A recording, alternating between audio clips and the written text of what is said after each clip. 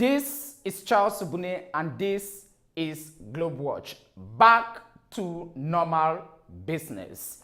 The Zaventem airport in Belgium has been reopened after 12 days of closure. The cause? Last terrorist attacks which killed some 32 people and led to the injuring of several others. Europeans across the spectrum reacted, and many others across the world equally joined the Belgian government to say this was an act of evil, or if you like, terrorism of an unprecedented scale. European cities of recent have been attacked by a barrage of terrorism mess. Brussels, Paris, London, and Madrid, name the others. So what can be done to save European cities from such incidents across Europe? My guest today has spent at least 25 years in the diplomatic service. He is the acting Belgian ambassador to Cameroon. Question, and a principal one, to the Belgian ambassador. Most European cities are known to have some of the best security arsenal in the world. So, is the European security system a patch of holes? And I meet my guest in a moment.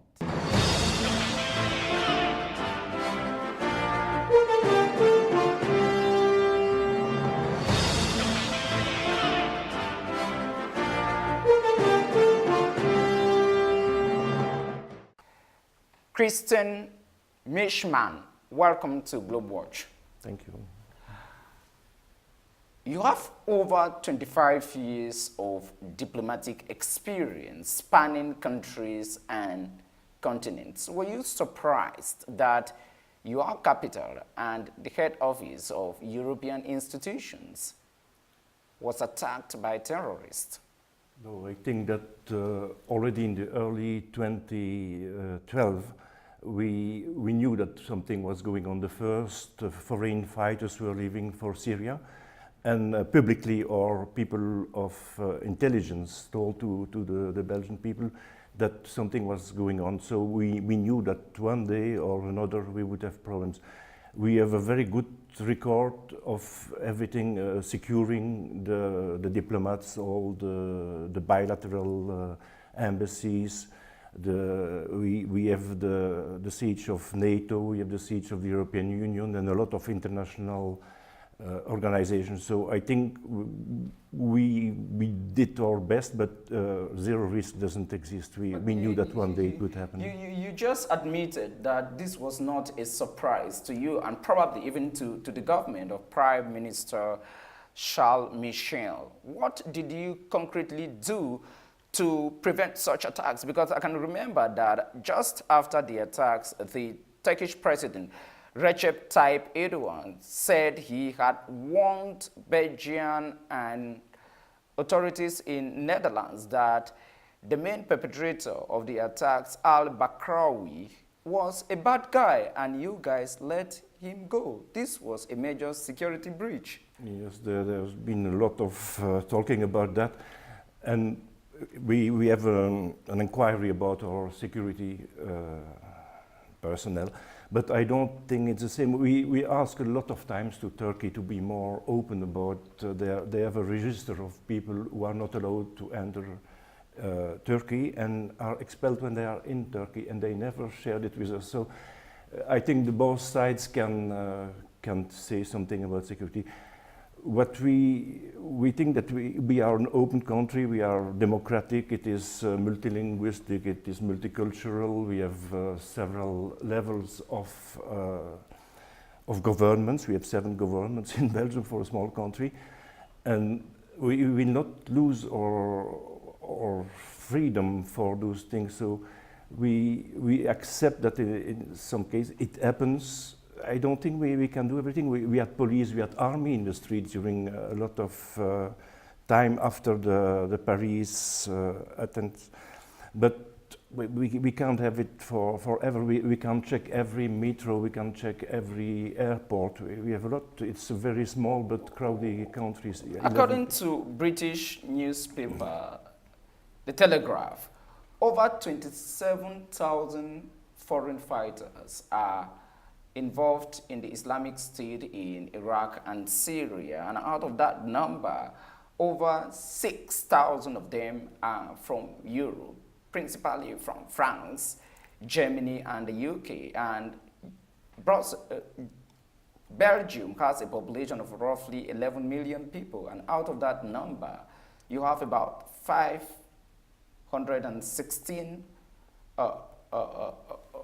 terrorists fighting for the Islamic State. That is according to The Atlantic, one of the best newspaper magazines you can find in the transatlantic community. Why do you think that so many European young people who are exposed to some of the best lifestyles on earth can decide to join a terrorist organization?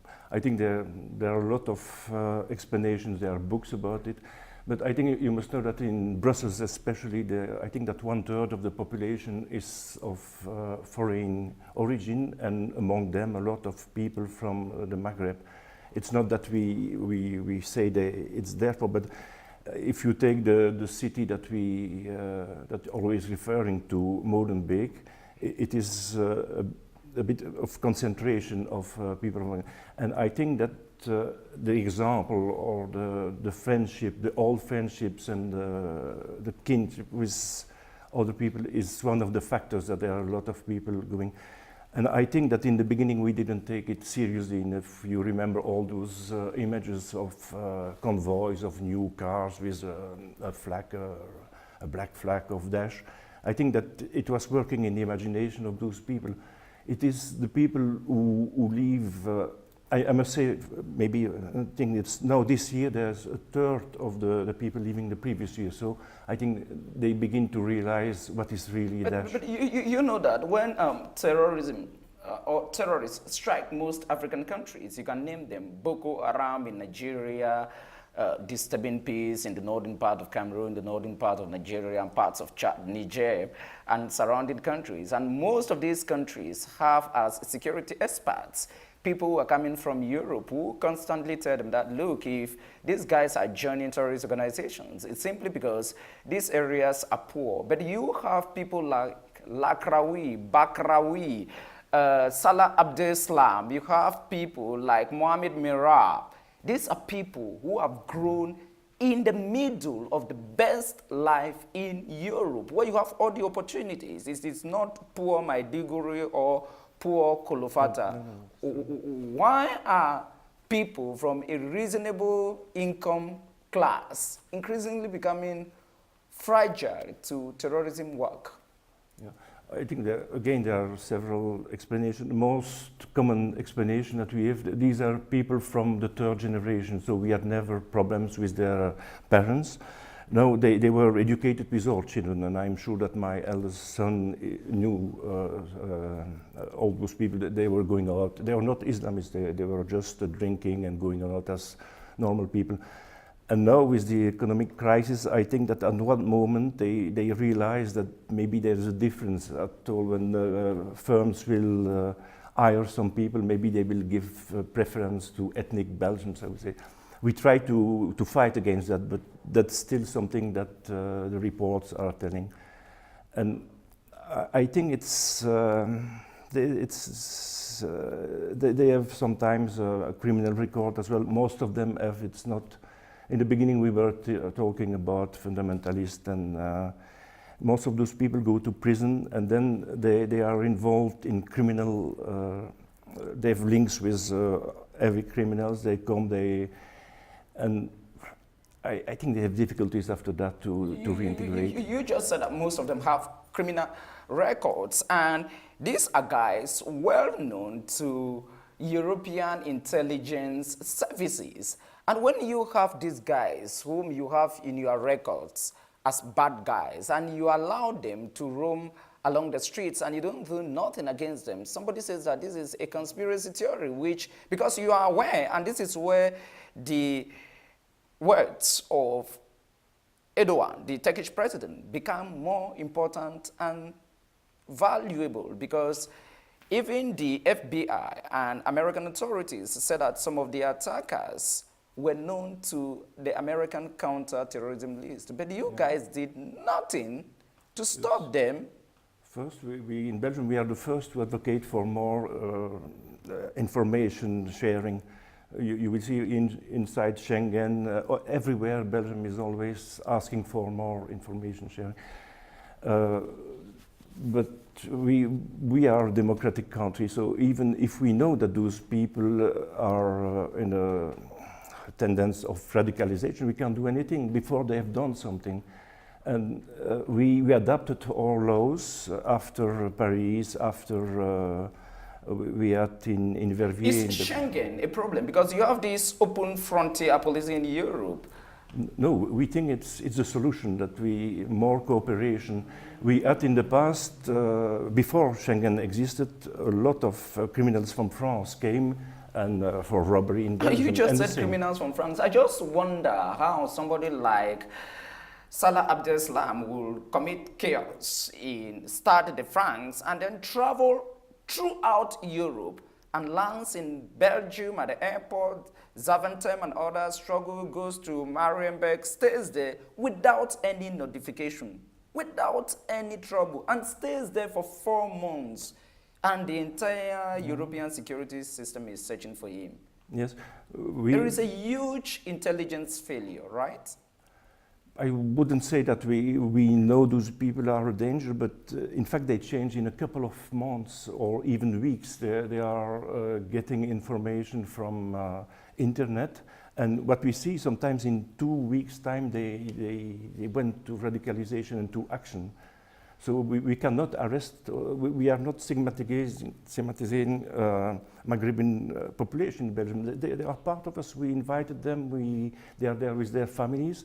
We increased our budgets to have more, to listen more to what's happening in the... There is one guy well known to the Belgian authorities, and his name is Fouad Belkacem, and he heads Sharia for Belgium. This is a guy that you guys know so well, and he, probably for the moment you have allowed him to be roaming the streets of Brussels, and it's only when there will be another chaotic situation that you will take measures. After Zaventem Airport and metro, which of course was just a few meters from the headquarters of the European Union, what measures are you taking that people like this don't create future chaotic scenes? We think that we must do 3 things. We must fight against first Daesh in Syria, or not in Syria for the moment, but in Iraq, because that's the model of all the young people are looking at. The real men are going there, they are enjoying the life, they have wives, they have even slaves. And then we must also see that we reintegrate people coming back, and they are coming back, yes, with the record. What must we do? Immediately in prison, sometimes they regret what they did. And then we have to work preventively. We must continue to speak with those people. We close some mosques. We ask a more European religion. But I don't think that's really the case. We must continue to speak to those people. I think it's not, they are not our enemies. They are part of it. We must understand what happened. Oh, well, you just said that you continue talking to them, and they too have agreed to continue talking to you people just after the attacks in Brussels, which of course created a lot of international condemnation and solidarity. So U.S. Secretary of State John Kerry landing days after in Brussels to express the solidarity of the American people, and he spoke in 3 of your official languages, in French, in English, and in Flemish. And the terrorists have also said that they are going to respond to you guys. And Belgian known militants such as Abdullah al-Beljiki and Mujadid al-Beljiki said that Tuesday's attack, that was on the 22nd of March, were, quote, just the beginning of our nightmare, adding that, quote, today we declare a new 9/11. Do you take such comments serious? Yes, we take it seriously. We are working night and day to find where it is. We are listening to the messages. We try to know with the accents where they are from. But if I may refer to Mr. Kerry in Belgium, he was there with a team of counterintelligence American, and in fact they thought that what we are doing now since 1 year is exactly what we have to do. There's no risk zero. So I think we are convicting a lot of people. I think we have the best record in Europe. 143 people were brought to court and 83 were sentenced. And I say again, the number of people leaving for Syria is 1/3 of what it was before. So maybe we are on the good track. But again, we can't have a soldier after every Belgian guy. It's impossible. After the Paris attacks, where Je suis Charlie, today will be Je suis Brussels, and tomorrow will be Je suis Londres, Je suis Madrid, and whatsoever you can give such emotional appellations. There was so much talk of European cooperation, of introducing a single airport checking system, of reinforcing Europol, which is the European policing agency. There was call for a better coordination of Frontex and the Schengen space. But you see, a lot of bureaucracy at the European Union Commission has not helped discussion and work in that domain move faster. Does Brussels serve as a clarion call for speeding up of processes? Yeah, we are systematically pleading for more information sharing, for more police, internal PNR. We are in favor. We are a small country, so we would like to have even more contacts with the police, French police. There are now joint teams of French and Belgian police. We are open for that. We are always advocating for more Europe and not less Europe. Just after the Brussels attacks, the Polish Prime Minister, the conservative Polish Prime Minister, said that because of such incidents, no more to migrants entering Poland. Is that the right response? No, not at all for us. And you see that Germany, France, the Western, the core of the European Union is totally against that approach. Those people, we must help them. If they are amongst us, we will find a solution. I think that you say it's a lot of people leaving. They are from a small part, but they are all linked together. So I think that if now we are arresting, we are speaking to the families, I'm really hoping that it will disappear as previous waves of terrorism, as you remember of the Japanese in North, you remember of the Germans, even in Belgium we had some. Well, you just said that that is not the right approach, and that of course clearly shows how divided is the European Union, the 28 member association, on a comprehensive counter-terrorism strategy. And that of course puts you guys at a difficult position and gives terrorists a better way of dealing with you guys. When you have the Polish Prime Minister who says we will not do this, and you have François Hollande, Angela Merkel, Charles Michel, and others, David Cameron saying that, no, please, let's do this. It is that division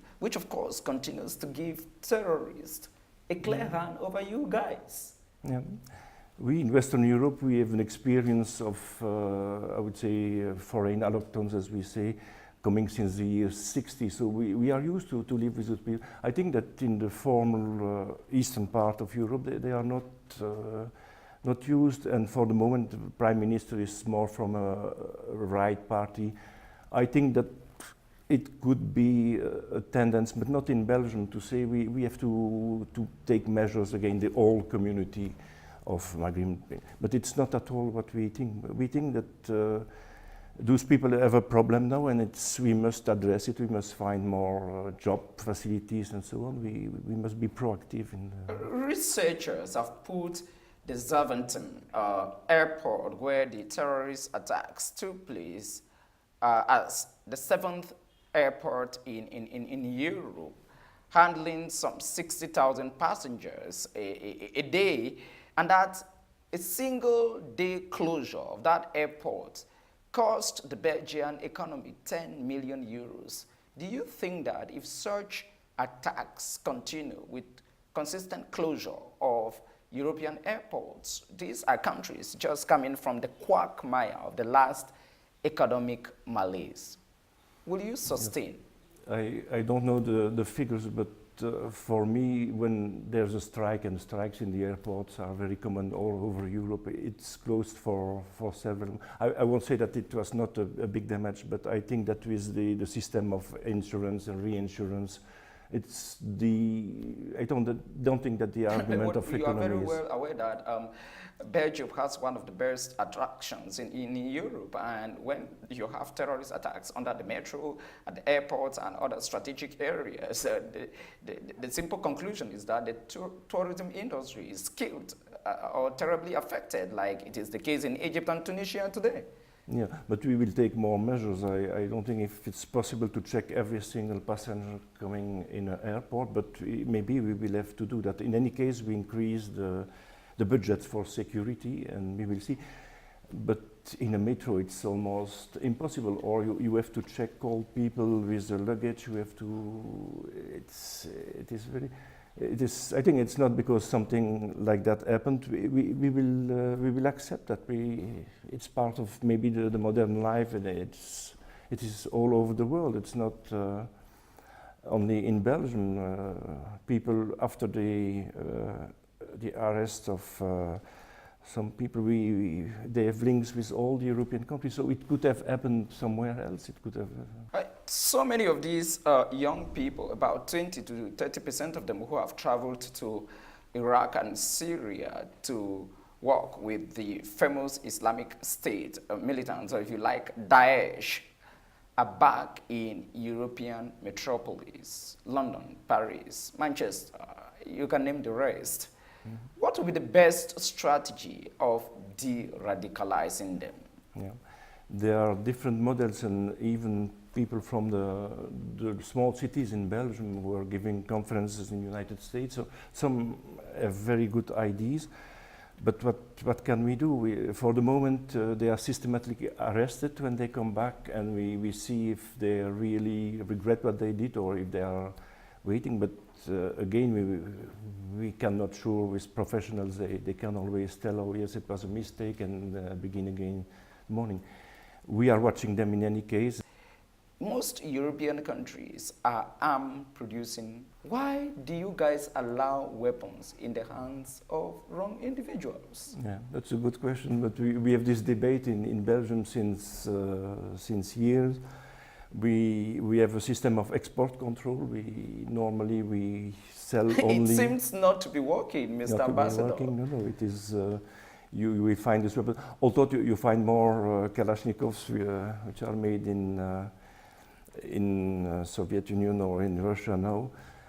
We have more expensive weapons. We are selling more electronics and so on. But we are still an important...